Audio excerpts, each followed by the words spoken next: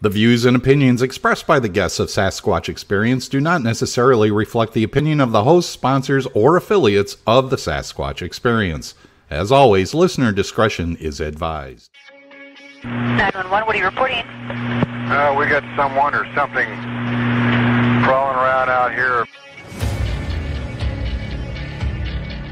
Does a legend walk among us, lurking in the forests of our world? Did you see what it was? Was it a person or an animal or? I can't tell. All I know is that my sensor light came on and I just happened to glimpse and see this thing running across the yard. A good-sized man or something. Looks like a man. I don't know what it was.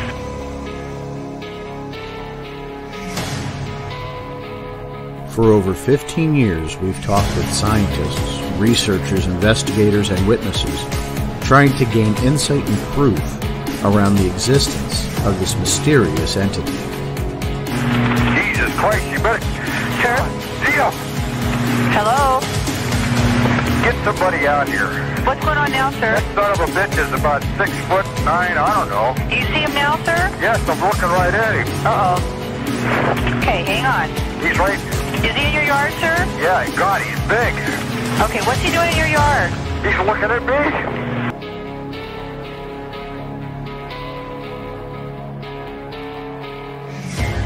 Join us as we continue into the investigation of the Sasquatch Experience.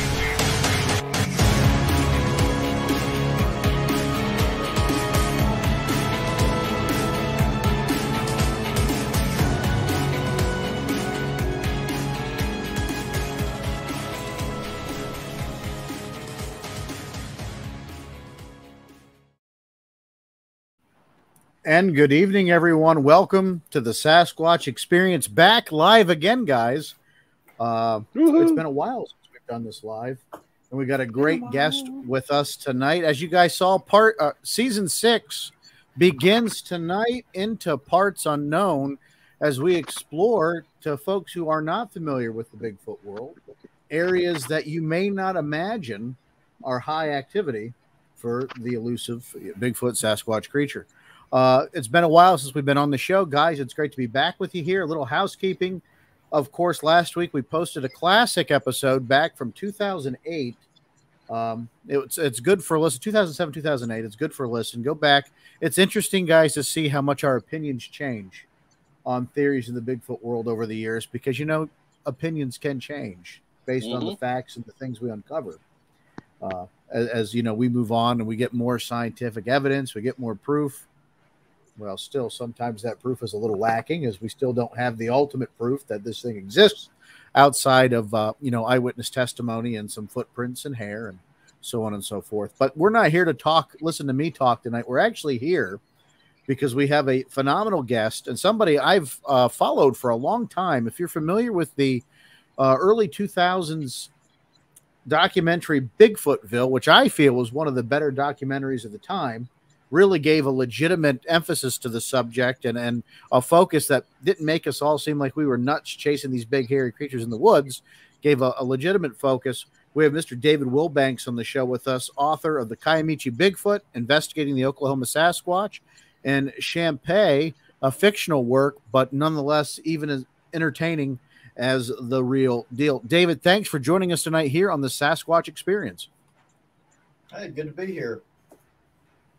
As I said, very excited to have you here. I followed you for a long time. I don't want to say stalking because that has a negative connotation. But you were a hard man to track down. Even somebody, it didn't really go away, but it wasn't easy to find you. Well, I have lived in the same area my entire life. So if you had watched Bigfootville and seen the music store in Ada, Oklahoma, I've still got that place. So okay. I was hiding in plain sight. So, just yeah, like I was born and raised. Yeah, lived here all my life. I had my business there in Ada since 92. Matter of fact, this is my 30th year there. Oh, congratulations! And it was that was the base camp for Bigfootville. Actually, it was where we all met up there and organized and set out on our adventure. So Bigfootville, we'll get to that in a little bit. But of course, folks who may not be familiar with you, David, how did you get interested and get started in Bigfoot? Well, that goes back to my very, very early childhood. My mother worked for a veterinarian in Holdenville who was born and raised in Broken Bow, named Dr. Lewis Stiles, and he was an outdoorsman in every sense of the word.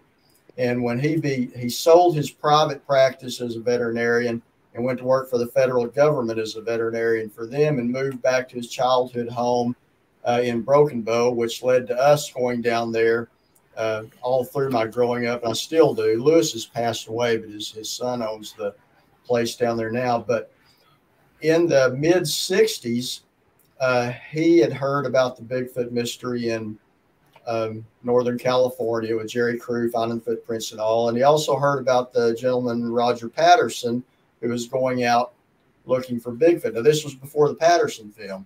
He had communicated to Roger that he would like to go on one of these expeditions, saying, and this was before I was born. This is him retelling it. Said, I don't know anything about Bigfoot, but I know horses. And if I went along, if I had any problem with your horses, I could help. Nothing ever came of that, but he did get a book from Roger Patterson. That was his book, Do Abominable Snowmen of America Really Exist? And when I was little, I knew right on what shelf and what number that book was. So I think even before I could read, I was looking at pictures in that. Fast forward till about 1977, I was 10 years old. We went down there to visit once, and there was it shared with me that there's an area called Kiamichi Lake, which is not a lake you're going to find on the maps. It's basically just a slough. And I think now where it's at, you can't go to it because it's like a wildlife preserve or something. But somebody had been down there and had an encounter with a Bigfoot. So I'm a little kid. I see that. I'm like, we got to go down there because I just know this thing is there, right? So I talked Lewis and my dad into taking me down in there, which we had to wait till the drier part of the summer because the roads it was a swamp. And we drug a canoe down into that and fished. While they were fishing, I'm looking for Bigfoot, right? So unfortunately, it wasn't there. But I was hooked at a very young age.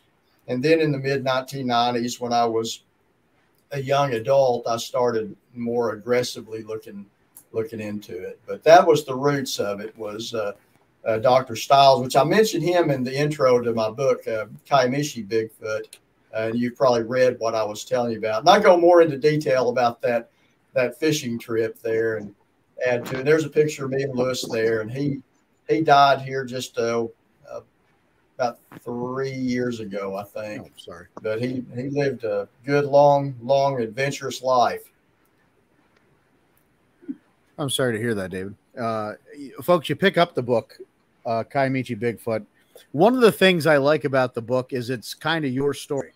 You know, you talk about your growing up. You know, it's not just Bigfoot encounters. It's about, I feel like I get to know you a little bit in the process. Yeah, that was the idea. I mean, there's anywhere you can go and just read encounter after encounter. And I do dedicate, one chapter to just encounters and then my thoughts on them by some people that gave me, obvious permission. But most of the book is about projects I've worked on, like Bigfootville, and long-term investigations that I've done into some different ones. One's still ongoing. The chapter that's Kiamichi Mountains or something like that is a long ongoing one that started back in 2003. But yeah, it is kind of autobiographical in that sense. So, that's interesting. And you don't hear that a lot today, David, someone being involved in a project in an area that goes back into 2003. Right. For many folks haven't even been in the field that long that are, probably listening or following this now. So it's really, really interesting. Why don't you tell us a little bit about that and what keeps you going back to that spot? Well, it is an area down in the Kiamichi Mountains, and really a lot of those areas, unless it's just directly a tourist place where people go to boat or swim or whatever, is pretty free of people in a lot of those places, unless it's like deer season. Now, deer season, those mountains are full of people. But there are some areas that you go to, if it's not deer season, you may not even run into anybody else. But anyway, back in early 2003, I forget what month it was, but it was, let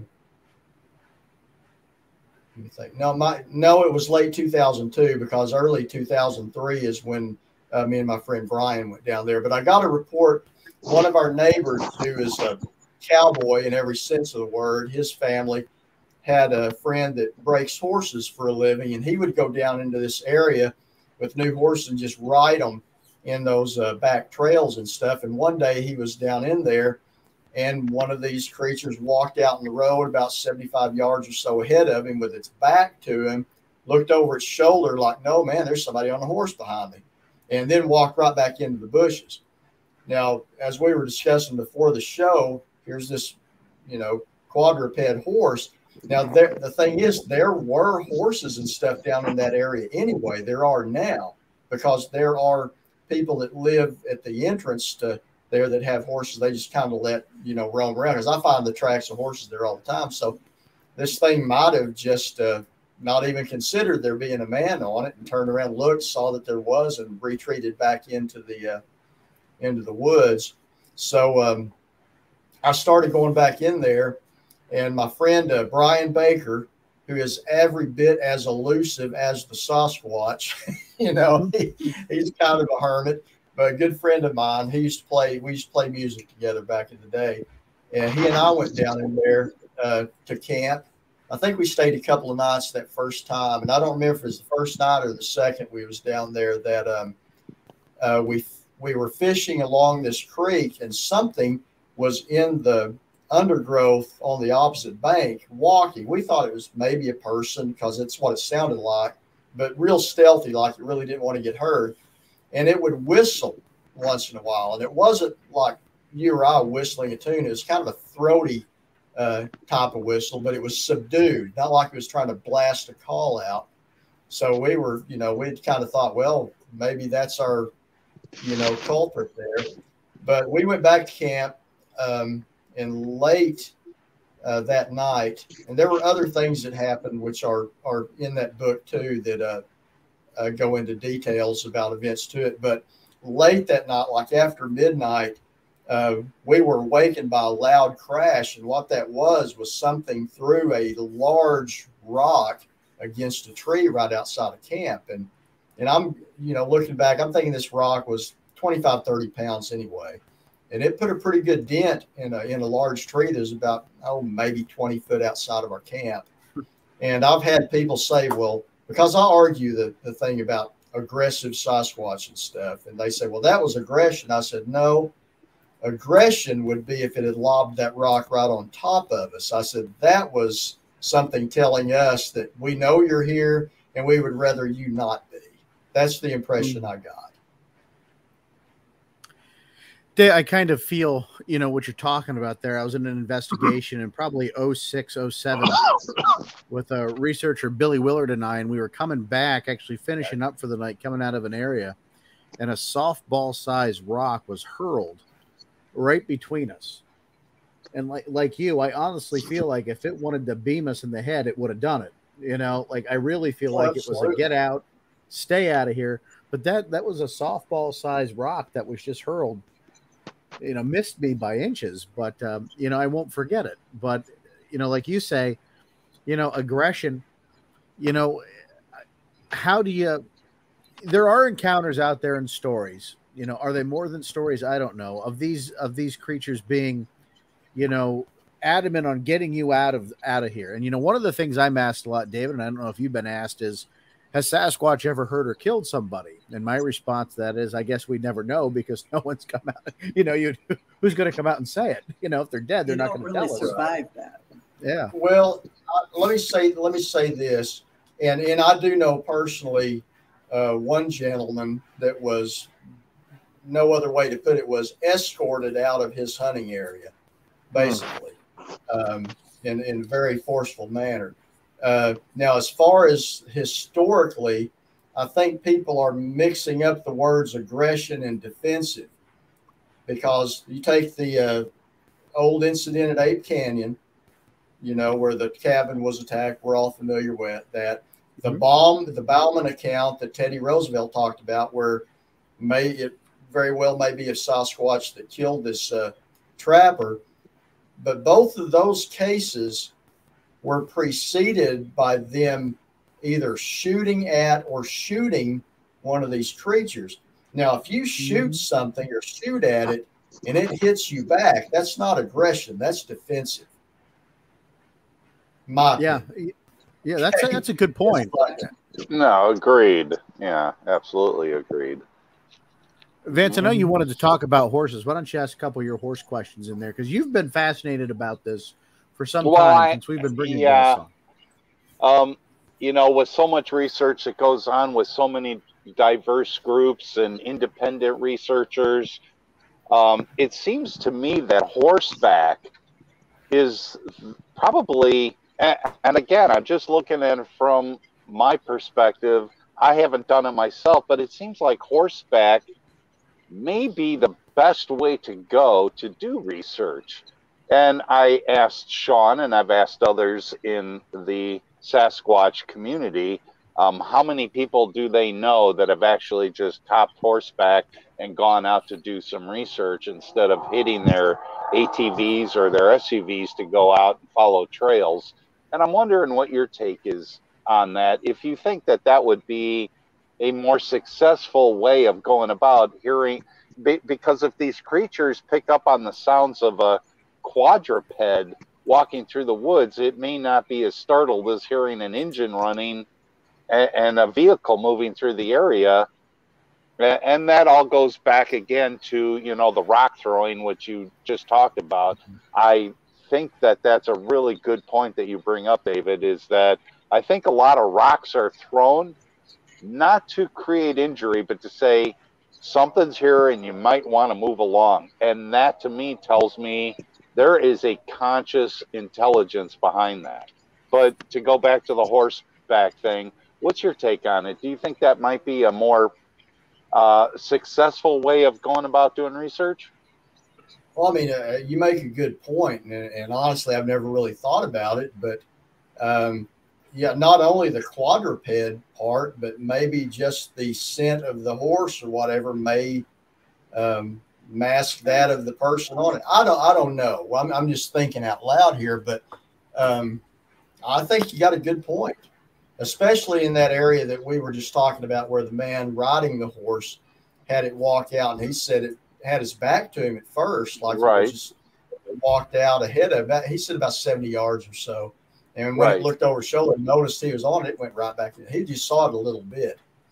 I bring it up just for the fact that I've heard, a very small handful of encounter stories amongst the community and other podcasts where individuals have been on horseback, both male and female have been on horseback, and they have encountered something. And of course, we all go back to the Patterson-Gimlin film. That's on horseback. So maybe the scent of a horse, it's a quadruped. If I'm going to do this, I think I'm going to go get myself a horse and head out into the woods and see if I can't get something. I don't know. Could it also be that the horse draws it in because a horse and a deer, hey, that looks like weird food. Let's see what that is. Well, James, that was going to be my next question for David was, over the years you've heard stories, or we've heard stories of horses having weird braids found in their hair and or animals, injured, being down deep in that area. Have you heard any stories about injured horses or any kind of that weird, strange mane braiding? Yeah, but I'm pretty conservative on things that I look at as evidence. The first thing I want to look at is, could a person have done it? Yeah. And if a horse has its hair braided, I'm just going to say, why would a Sasquatch want to come up and braid a horse's hair? And I don't know. I mean, I could be wrong, but it seems kind of silly. Just me. And like I said, I'll put a disclaimer. If somebody has a picture of a Sasquatch braiding a horse's hair and the horse is standing there letting him do it, I will retract the that statement, but that kind of falls like stick structures and stuff. Can a person do it? What, when you found said structure or marker or whatever, what other evidence near that led you to believe it was a Bigfoot that done it? Were there Bigfoot tracks in the ground under it? Were there natural, like atmospheric conditions that could have caused it? Which, nature can do some strange things. I have found some, trees in certain positions that I thought were suspect, but I didn't find the other evidence there around it to make me say, oh, wow. I would take a picture and say, you know what, there's something I'm going to document. But yeah, the horse is hair braiding. Why? Yeah, and I've often wondered too, because when they say the horse's mane was braided, well, then why not the tail? I've never heard the tail, and that's where you got most of the hair. So, why wasn't that braided? I don't know. Don't you know that the Sasquatch is afraid he'll get kicked if he braids it? Yeah, me. Yeah, like it needs to be afraid of that, right? But yeah, that's now. Regarding horses, I will say this, and this is another story that's documented in my book, Kiamichi Bigfoot. I would say the strangest series of encounters that I investigated. That's the chapter called Live Wire that's in there. I received an interview from a gentleman named Mark Copeland here. It was 2020.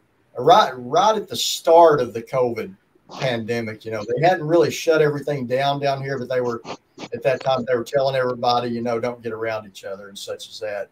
But I went to his house. We went back in the woods behind where he had sighted these things, and there were impressions.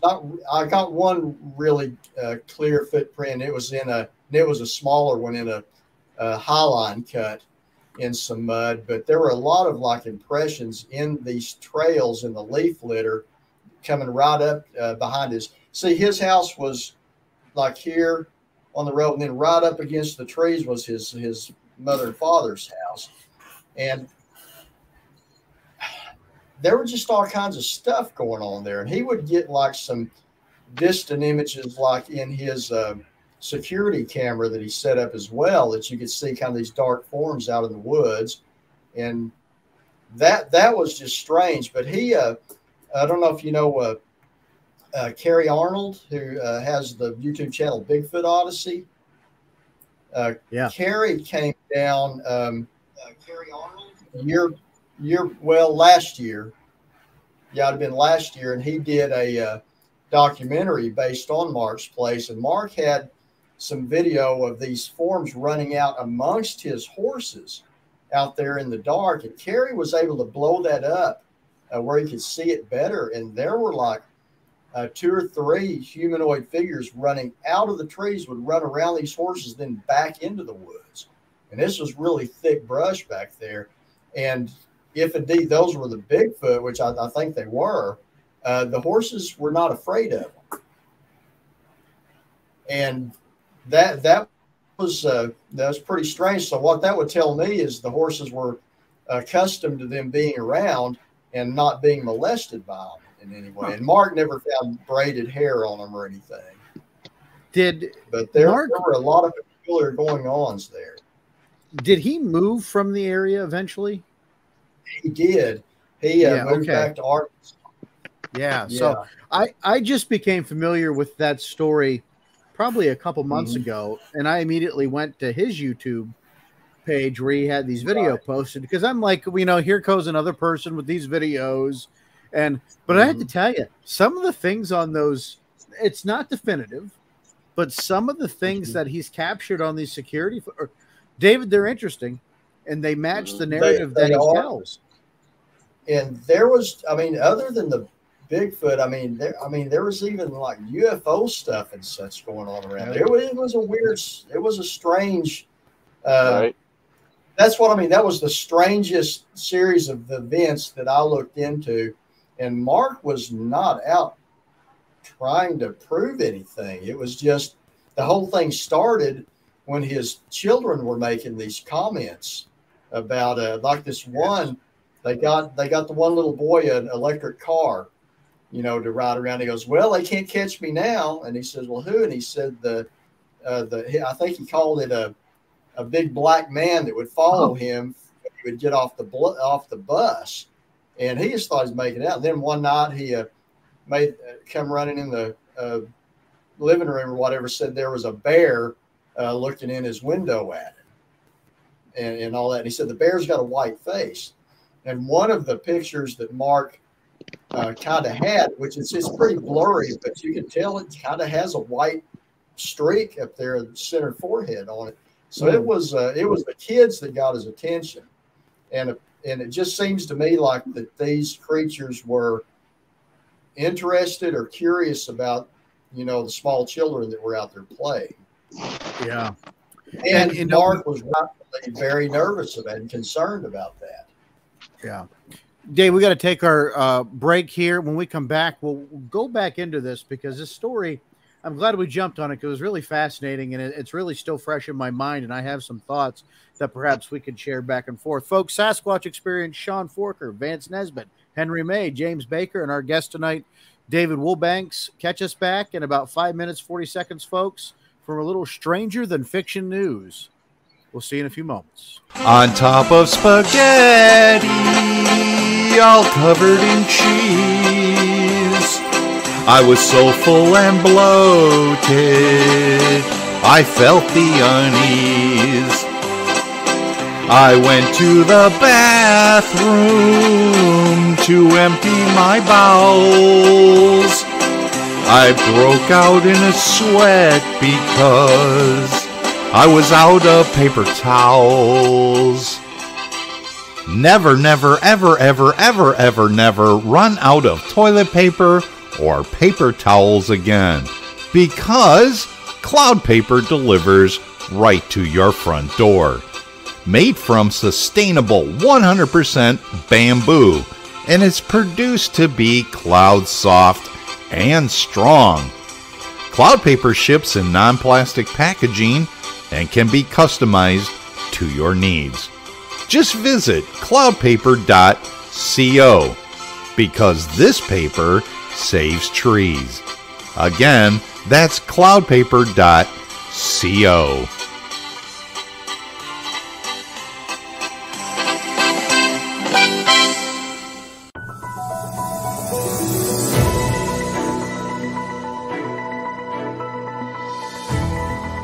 My dream job, this is true, I've always wanted to be a Bigfoot hunter. That's the only career you can tell your parents you want to pursue, and they're like, whoa, maybe you should stick with comedy.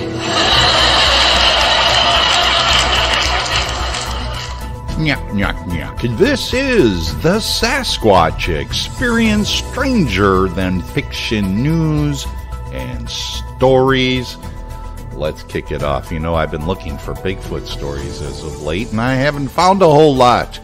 Probably because we're into the summer season and everybody is hitting the road to do their camping trip. So I'm hoping by the end of summer, there'll be a lot of encounter stories to be shared. But in the meantime, the world's biggest bacterium found in a Caribbean mangrove swamp. Bacteria are microscopic, but this one is so big it can be seen with the naked eye.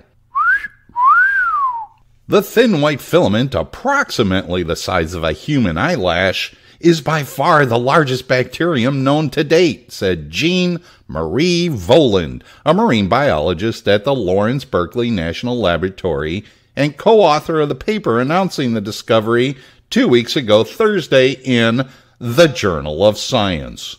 The first example of this bacteria, named Magnificent Sulfur Pearl, was found clinging to a sunken leaf in the mangrove of Guadalupe. These bacteria, on average, reach a length of 1/3 of an inch. Only later genetic analysis revealed the organism to be a single bacteria cell. You suppose there might be a group of bacteria that have a podcast talking about this extremely large, mythical bacteria? Wouldn't surprise me at all. It just proves the point. There could be things bigger than normal. Oh my God, who the hell cares? And moving right along, starting later this summer, hundreds of hunters will disperse across Florida's Everglades. Their target? Skunk ape. No, not skunk ape. Probably will run into a skunk ape, but that's not their initial target. Their target is an apex predator known to grow up to 18 feet that hunts animals as large as an alligator and sometimes as small as a wood rat. These hunters are going after the Burmese python, one of the largest species of snakes and major nuisance to Florida's wildlife. Native to Southeast Asia, these snakes were first introduced to the Florida wild in the late 1970s, and they have reproduced at an astronomical level ever since. So starting on August 5th and continuing for 10 days, those hunters, both professional and novice, will fan out in the South Florida to humanely capture and kill these snakes for the state's annual Python Challenge. Registration for the 2022 challenge opened last week, and anyone interested in competing must first register and take a required online training that covers humane killing methods and ways to identify these snakes. Also, skunk apes of South Florida will be required to take an online course on how to kill snake hunters. Nah, I just made that part up. Thanks again for listening to the Sasquatch Experience. Stranger than fiction news and stories. So let's all cuddle up and continue our conversation. Well, thank you for that, Vance. I'm still cleaning out my eardrums from the noise modulation, but your singing is so beautiful. Oh, no. That was a great commercial there. Cloud Paper, folks. Go to our website, click on the link, and add a little love, and be eco-friendly in the process. Guys, we are back. Welcome back to Sasquatch Experience, second half of the show. I'm Sean, the Fort Chop Forker. Tonight's guest, David Wilbanks, here with us. We were talking before we went on the little news break there with Vance about the Mark Copeland situation out there, and I believe it was Oklahoma. He's not in Oklahoma anymore, David, right? He's moved on to Arkansas, but right. Really interesting situation out there. And, you know, it goes back to the kids, because that was the frightening part for me and continues to be kind of the where my mind's going with all this. We've got David Paulides talking about the missing 411 and a good deal of the missing children, involved in that. We did a profile on Dennis Martin, the child that disappeared in the Smoky Mountains way back in the, the 50s, Vance, 50s or 60s. Don't know off the top of my head. I'm bad with dates. And, these things, all, and then you go into Tom Powell's book, The Locals, where he's got stories of interactions between young children and Sasquatch. Do you think there's some sort of connection with these creatures, lack of a better term, creatures, beings, and their draw to children? Do you think it's that there's not a fear factor as much as they're in with older adults, or what's your thoughts on that, David? I don't know. I mean, anything we're saying is just conjecture, but I'll go back to the, look at, animals like pets. Animals are drawn to children. Like your pet dog, they'd rather play with the kids than the adults and stuff like that. I don't know. And that's probably a bad analogy, but for some reason, it seems like, especially in Mark's situation, they were very curious about his kids. And the woods came very close to where they played, and they would come to the edge there and watch his children play. And he had a daughter that somehow was very sensitive to their presence. The little girl, he said she seemed to sense their presence near before anyone else. There was just, I couldn't even try to recount all of the things, from one of them coming up and grabbing the door handle and stuff when his wife was there. There were just a bunch of different things happening. And he had actually sent the wife and kids back to Arkansas and stayed there by himself a while once over it, because, that's, you rightfully so would be concerned about your children's safety if there was, Sure.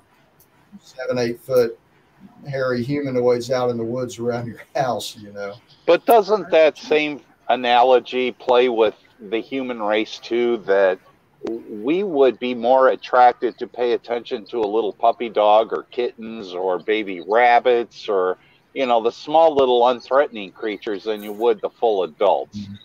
And maybe it could be something as simple as that these, little kids are so much smaller and less threatening and seem so much more innocent in play that it may not present such a danger to something that is trying to obtain its territory and understands that it's an innocent being. And may well, because he had a neighbor in the woods that was very, very, very close, stone's throw if you took the trees away, that never had any encounter with them. So it was something about the kids and I told Mark, I said, they have probably been crossing through here for a long time, because they had I want to say it was 80 acres of woodland right there. They did not allow hunters there, and I don't guess the neighbor did either. And just to the north of them, you were right there in the foothills of the Kiamichi Mountains. If you go a little south, you're getting down into those swampy areas of northeast Texas and stuff, where there's a lot of sightings down there. He might have inadvertently been right in a crossroads, right? For these, right. And no telling how long they've been going through there. And people that didn't have kids or whatever, they didn't have any reason to look for them, and they weren't messing with them. So who knows? But back to what you said about talking about the David Paulides and missing children and stuff. How many of those can you really blame on a Sasquatch? Yeah. David Paulides, from what I've read, doesn't actually say that, but there are just situations where maybe a Sasquatch was sighted, or the one that David Martin, that could well have been a human that took him. Well, sure. Yeah, so, absolutely. I think you're right on that. I'm not saying that all Sasquatch are like some benevolent being that no one should be concerned about, but I have said about every time I speak, and I had a book signing at the Bigfoot Museum at Tallahena, which if you're ever in Tallahena, Oklahoma, stop at the Chute Ranch Project and Bigfoot Museum there and visit with Tanya and her husband, Chuck. They good people. But anyways, like I told the people I was talking to, I said, if Bigfoot are really out to get humans, they're not very good at it, or you would hear a lot more about it. No, and I'm glad you shared that with us. I like to get everybody's approach and opinion on the subject, because it's a prevalent opinion out there. It's a prevalent topic out there. Missing people. Is it related, to whatever this missing 411 is? And you make a good point, David, that Dave Paulides doesn't necessarily come out and say, what he believes to be the perpetrator of these many, many different crimes. If it is one perpetrator, you have so many different situations. It might fit into a type, but who knows what coincidence or what else could happen. But just the fact is, these Oklahoma stories, one of the things I find interesting is, especially, and I don't know if you were involved in the LaFleur County Hanubi encounter, the situation out there. I know Roger Roberts is a name you told me, before we went on the air. Yeah, he was. That was he before was, yeah. I started. Okay. The thing I investigated in that area, the only thing Roger and I were working together near that area was a sighting of a Sasquatch by a fisherman on Big Eagle Creek, which is about 15 or miles east of there. And that was an interesting deal too, pretty close. But yeah, I wasn't with the BFRO on that deal. It just seems that like some of these sightings that happen in Oklahoma, at least the ones we hear about, are kind of, I don't want to use the words habituation, but they're kind of ongoing encounters. They're not just your one-off Sasquatch, roadside or, crossing the road sighting. They're really long-term, interactions. And I find that really interesting. Right. Yeah. Mark's definitely was. And Mark finally, they moved off from there. He didn't want anything to do with it. He was just there,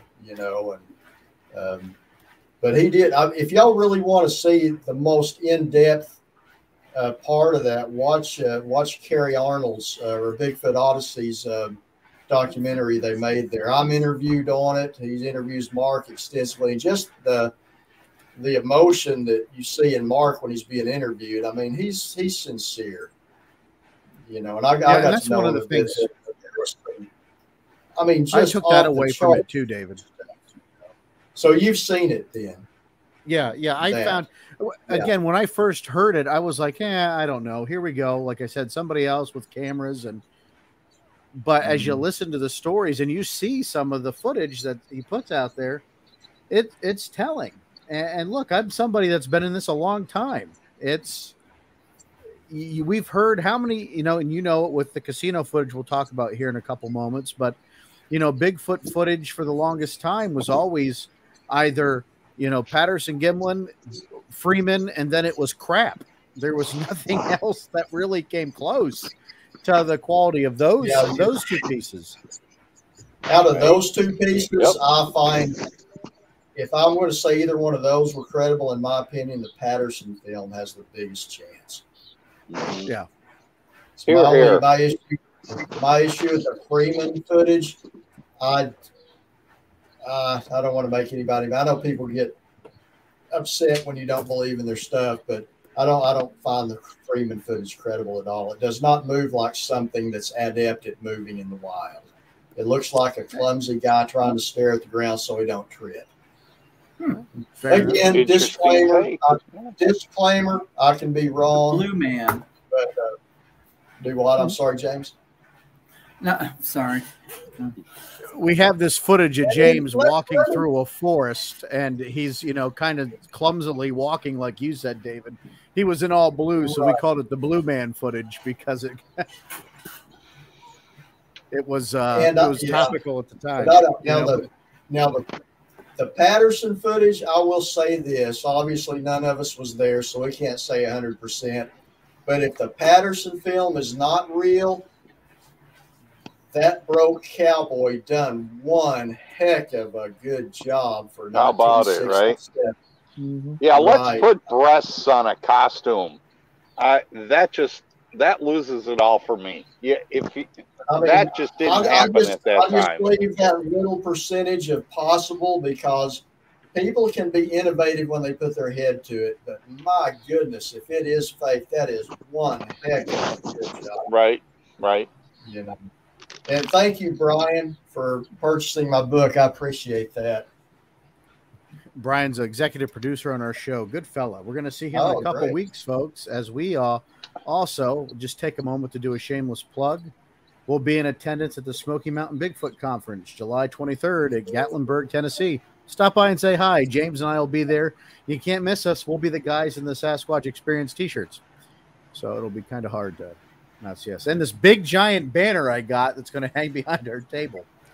It's a Sasquatch If you don't see us there, find the local food truck. Right. And if you get lost and you end up in Chicago, you might see me in a Sasquatch Experience t-shirt. You might see Stilly at home, Steve, Vance, I want to throw this over to you because I know there's something you wanted to talk about in particular, and that's a little piece of footage that's been on your mind for some time, buddy. Uh-huh. Are we talking the casino? Sure, unless there was another footage that was on your mind. Well, no, I've been enthralled with the casino, the topic altogether. And David, if you can just go into it because it's not about me, but that one and within itself just has me completely enthralled because it seems like the situation that leads up to it makes so much sense that this is exactly what something like this type of creature would do. So if he could, I can give you my background on it. Okay, during that time, this was during that time where Roger Roberts and I were in contact with each other doing some things, and I get an email one day, and I don't remember. I believe the email was from Matt Moneymaker. It might have been from Roger in a roundabout way, but I think it was directly from Matt because I was a contact briefly through that, and it said, there's a casino. They got, there's a Bigfoot coming up trying to get into a grease trap.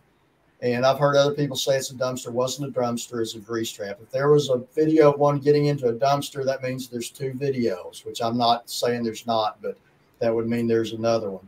But the one it was supposedly getting into was a grease trap, which looks like a dumpster, but it's got a smaller lid in the middle of it that you raise up. They pour their excess cooking grease in for storage to be picked up or whatever. And when I seen where it was at, I remember responding. It's like, no, well, that's out there right on the prairie. Why would there be a Bigfoot out there? They said, well, they say they've got it on a surveillance camera. So I thought, well, I'm going to go see this. Closed circuit, right. It's about a 3-hour drive from my house, north and west of me. I'm down in southeast Oklahoma. So I get there, meet up with the individual named Keith Lumpmouth, and he shows me around later that evening. I didn't see the video yet, which showed me around the area. So yeah, there was some woodland there with some natural springs in it, and it was just north of like the North Canadian River, where back in the early 70s you had the whole Chicken Man thing. So it turns out it is in an area near where there was activity. Then Roger got there later that evening. It was dark by this time, and he had a friend of his with him. I believe the friend was from Smithville. I don't know his name. He was not a Bigfoot guy. He was just a friend of Roger's. And we were allowed inside the security room in this casino to see this footage. So what did the footage show? The first thing that you see is, and it's that grainy, like night vision type footage, like you'd get from a surveillance camera at night. And first you see, it looks like a little bit of a light off to what would have been north of the casino coming toward it, but it wasn't a light, it was a reflection. This is the only part of the story that me and Roger differ on, and it's just a differing of opinion. I believed it to be the reflection of the street lamps off the top of its head, and Roger identified it as eye shine. Either way, that doesn't matter. But then as it got closer to where this grease trap was, there was a small light pole over the top of it that went up and angled down. And as it got closer to it, it kind of materialized into the light where you could see it, took a couple of steps, leaned over, like to place its hand on top of the grease trap. That's all we saw of it. Okay, we didn't see what it did after that, just that it leaned over toward it. And we had them rewind it several times. And then we went outside and we could measure up that pole, and we were able to show that thing was over 9 feet tall. And that really cemented in my mind that, wow, this is the real deal here. I said but it wasn't built like the one on the Patterson film. This was more tall and lanky. Like it wasn't like Patty was. So I'm assuming it was, assuming as a male, if I was going to assume. But that's all we saw of it, was just, and it was just a few seconds of actually seeing the creature. But we did have them rewind it several times. And it wasn't a long time after that the tribe kind of put a stop to people coming onto the property looking for Bigfoot, because one night we were out there, and I forget how long after that, but it wasn't that night. It was several nights later, and just a line of cars started coming into the area there. People looking for, just trespassing, making a nuisance. And then, of course, later I've seen even today people saying, well, the FBI or the government shut it down, threatened the tribe, this and that. No, it was, from what I understand from it, they just was tired of people making a nuisance out of themselves and said, no, if you're coming to the casino to gamble, none of that nonsense. Right. So, but it makes sense to me though, because I'm sure maybe some of us may have that experience. A grease trap, boy, that puts off the fragrance. And it doesn't just stay right there. It puts off that, food fragrance for quite a distance. You can smell it from a long way off. So it kind of makes sense to me that something would come in to be curious. Does it want to eat the grease? Maybe not, but it may come in to find out what it is, dip its fingers in there, and this is not too bad, but understand that, really, it couldn't really dip its fingers in it. Let me see here. I don't know if you'll be able to see this, but that little square lid was locked. I mean, you couldn't really, and it had a lip over it. You couldn't really reach under it. From what I can remember, I may have a picture of it here. I can hold up to the camera. Right. I tried to take a picture of an old picture of that particular. Well, like I say, there's several restaurants around here that have the grease traps, and even when you're taking a evening stroll, you can smell them from 100 feet off, and that's us. So I can only imagine that sensitive animals might be able to pick up that scent at a much further distance than what we're able to. No, it won't pick it up. But anyway, I would wonder with the new eco-friendly cars that work on drive on grease and stuff like that would draw more animals in too in different locations. Oh, your biodiesel, what you're talking about. Yeah, I mean, if your car smells right. like a Chinese restaurant, there's a good chance. Yeah. Well, I know some sloppy people that, their cars don't need to run on that. They just keep enough food garbage in their cars.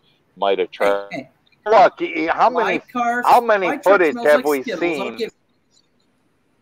Where a bear is breaking into a car because people keep food in their car. Yeah, okay, that makes sense, but I think we're getting off track. But nonetheless, I'm just saying the casino footage is interesting for the fact that, in my personal take, a grease trap or a grease catch from cooking food certainly sends off that scent for at least a distance, and depending on how breezy of a day it is, may bring any type of creature in, including a possible Sasquatch. And from what you said, from what the height was compared to the light pole, that's astounding to me. And that's why I found that whole thing fascinating to begin with. That's huge. Well, and there were other situations going on around there. Like we were told that there was a bus pulled up there at night, and the people that were in it said one of these things looked in the window at them and such as that. Of course, those are secondhand stories, so I can't verify that. But there were other people, claiming to have seen them there. But see, this is the thing. That was a very small wooded area. That relatively, I'd say the area we were at was probably not more than 60, 80 acres or something like that of wood. So these things could not be staying there for an extended amount of time. I would think that they would be traveling the thickets in the river bottoms and then coming up there, because they're just not that kind of place for some or beings of that size to stay unnoticed for an extended period of time. And that makes sense. But, that all goes back to the habituation thing. Maybe this is an unintentional habituation situation, where they're like, hey, this is over there. Let's go pay it attention from time to time. Well, there was kind of a similar story like this in Florida where a Sasquatch was captured on, I guess, some sort of video or photo of going into a dumpster of, one of the either a restaurant or convenience store to get something out of it, probably to eat. Like you said, an opportunity, right? We all, like any of us want to expend the least amount of energy as possible to get a meal, right? Especially when you're, so we depend on that energy to get from A to B. And, how can you do it without, when you're calorie deficient? So was it in Colorado? Was it in Colorado where the bear kept coming back to the dumpster and he finally got so fat on it, he got in and couldn't get out? Yeah, like this stuff, and this happens. Like, don't feed the bears. Don't feed the bears, folks. Mm-hmm. Henry, James, you guys got anything? Any questions lined up for you? We haven't even gotten to Bigfootville yet, so we're going to have to schedule David for a part 2 at some point here in the future. Yeah. Henry, go ahead. I was going to ask about Cindy Bear. I don't know if you must have. I think you must have interacted with her a little bit, David. What was your opinion of her being a slightly skeptical reporter? Well, before Bigfootville, I don't know Cindy. Okay, when Bruce Burgess, the producer, was putting this together, he wanted a skeptic, which I didn't know who that was either. That was somebody, I think, in Chicago at a zoo or something that was a skeptic on there. And then Cindy was the news lady. Okay. And before this, I never, that's the first time I ever met her, was that. And he just wanted her to have a professional news lady personality there. Now, she was very nice, but other than what we worked together that little bit on Bigfootville, I don't know her personally. Okay.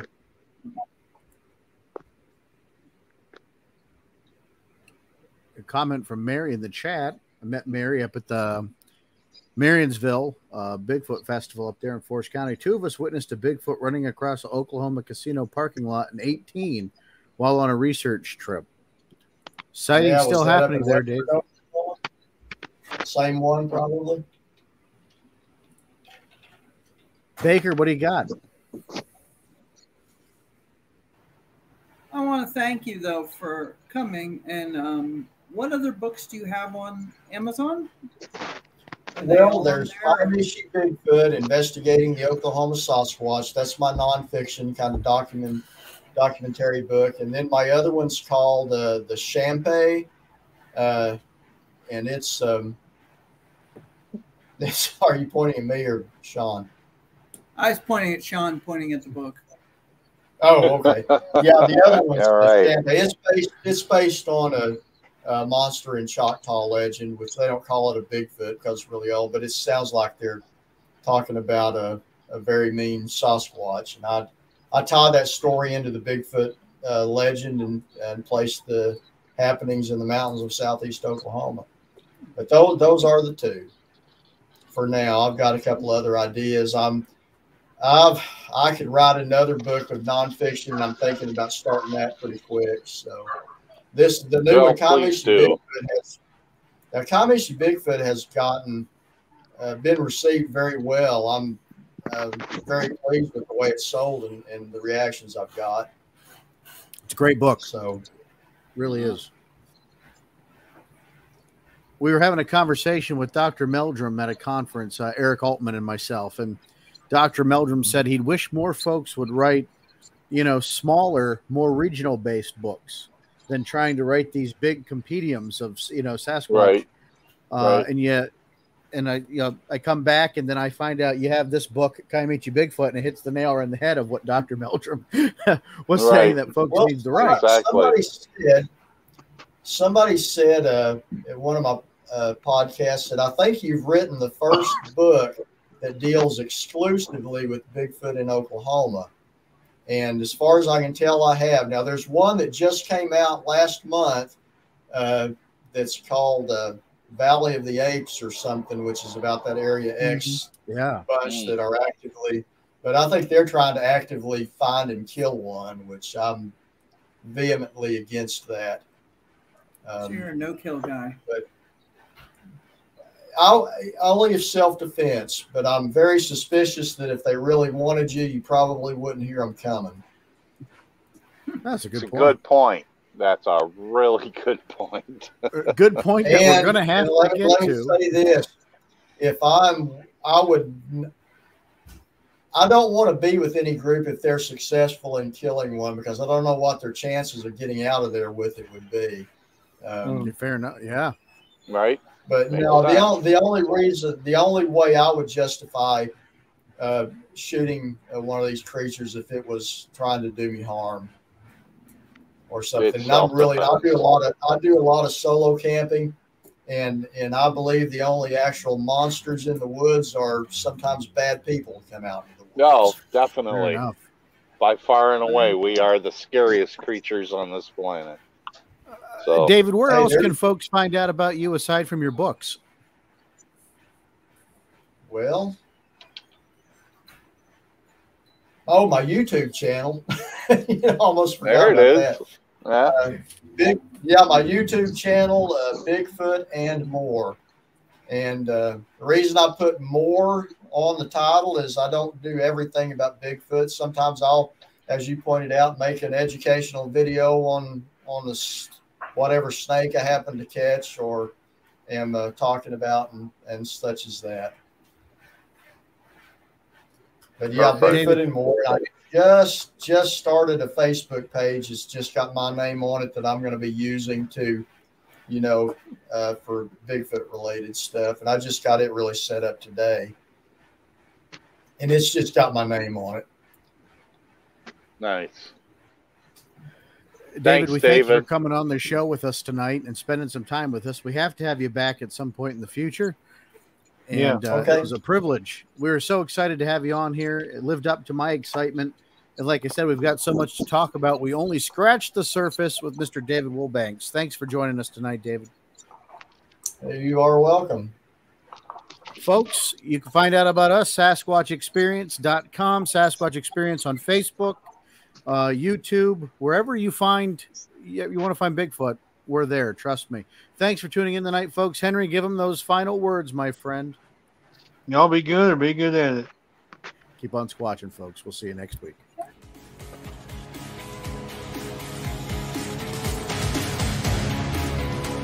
You've been listening to Sasquatch Experience. Please rate and review wherever this podcast is consumed. To share your experience, visit us on Facebook or email us, squatchexperience@gmail.com. Keep on squatching.